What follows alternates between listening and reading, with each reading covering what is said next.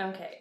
So the first question is, how did you get to the point of leadership that you've obtained? Just how did you start on that path? I started in leadership actually in high school, having official roles. But before that, took leadership. I won a leadership award in kindergarten.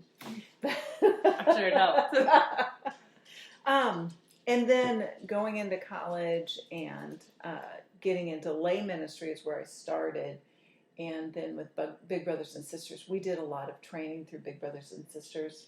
You had to lead. I had 52 matches, which means you have to control or be in charge of interviewing, assessing a volunteer and a child and the family for each match. So I did that and then helped pilot the school-based mentoring program where we had to liaison with corporations to come into inner city schools. So that's probably where I got my first cut my teeth in leadership. And it's non-for-profit, so it's a lot of volunteer and how do you get somebody you're not paying to do what you expect for them to do. So it translated really well into church life.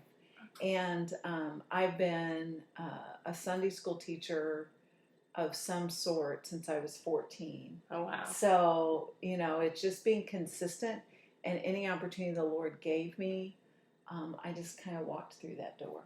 Okay. And so that's how I got in leadership. Was that the question? Yeah. Okay. Yeah. No, that's really cool.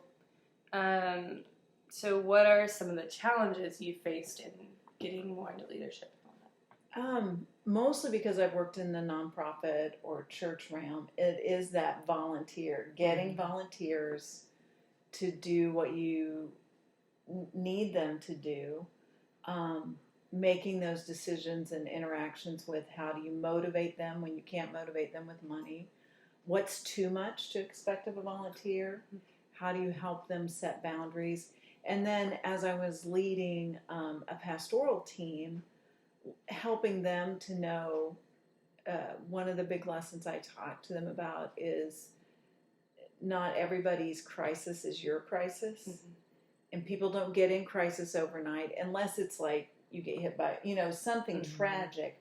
But otherwise, they didn't get in, crisis overnight. So you don't have to respond immediately and learning to draw those boundaries.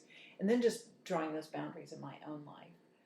The other difficult thing in leadership is just balancing family and work and figuring out how to handle when you work, where you worship, all of those things and those overlapping relationships, when your kids are involved in a ministry, and how much voice do you have, or that sort of thing. So just trying to navigate all of those kinds of things are probably my biggest challenges.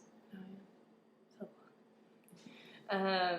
So what's been the best reward about being in leadership? I mean, it's always nice to hear people say, you're awesome. I think that I've seen some of the people that I've led go on and do cool stuff. Yeah. That's always exciting. When I was leaving my previous post, there were two ladies that came up to me and said, you changed my life. And I'm like, what? And one of them is one of the major Bible study leaders at the church. And she said, it never even occurred to me that I could lead a Bible study. She said, I'm African, I'm a pharmacist, I'm not quite, she went through this whole list and said, I couldn't believe you asked me. Me, I was like, she's articulate, she's a warm body, she's consistent, she can lead a Bible study. And so you don't understand, I didn't understand that some of the things that to me seemed insignificant were very significant to others. And so those kinds of things have been very rewarding. And to hear people get it, that you're leading or see them lead and pull something off Mm-hmm. extraordinary. Those are the things I get most excited about. Watching one of our young pastors last summer organize and do this huge outreach event. And he pulled me in on a few things, and I was there to crisis manage. But overall, it was just exciting to be able to stand up and go, "You did this. You that's in you." And so those are the things that make me very excited. That's so cool. Okay, last question. Where do you see yourself, like, in leadership or just in general in, like, the next 5 to 10 years? Like, what's a big, crazy dream that you want to accomplish in that time? Oh my. I'm going to pause this for a minute because my husband's getting ready to walk. Yeah. Okay, so I'll say the question again. What is the big dream, something you want to accomplish in the next 5 to 10 years in leadership or otherwise? That's something I'm struggling with. When I want to get my doctorate, I want to finish that, and I want to finish well. I would love to be teaching and pouring into students on a more full-time type basis. Or there's a part of me that is pulled back to the local church ministry. And but I don't know, this is what I'm wrestling with God right now, is I'm not sure I want to go back and do that full time, but I would love to do church development or possibly come in and do staff training, leadership training. I would really love to speak and be somebody called upon at conferences. So those would be my big audacious dreams. They sound, I'm like, I hate to even say them out loud.